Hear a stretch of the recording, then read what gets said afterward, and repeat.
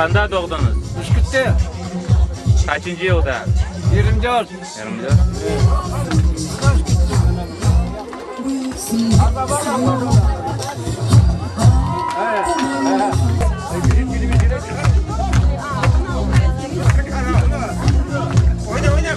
Maşallah en yaş bizim oyuncumuz.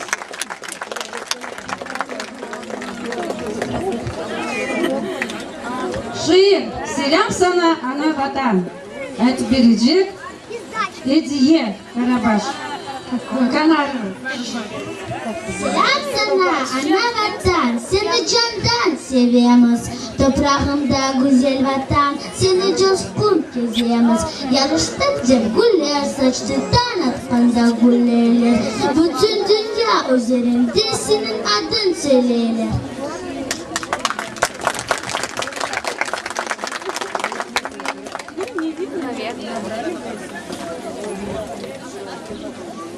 Yer, sevgili anam, icra edecek Zarema Gemici.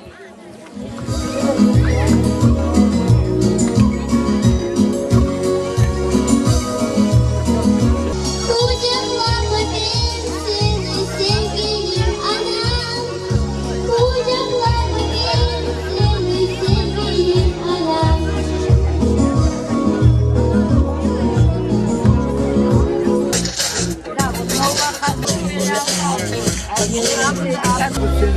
Ben 35 sene.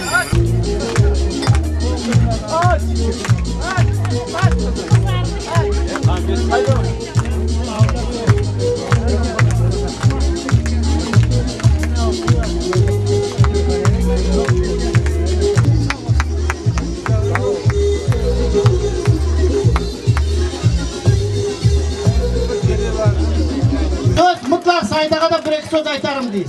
Saydaga buyurunken Saydaga. Vaktin söz kalamayır. Saydaga.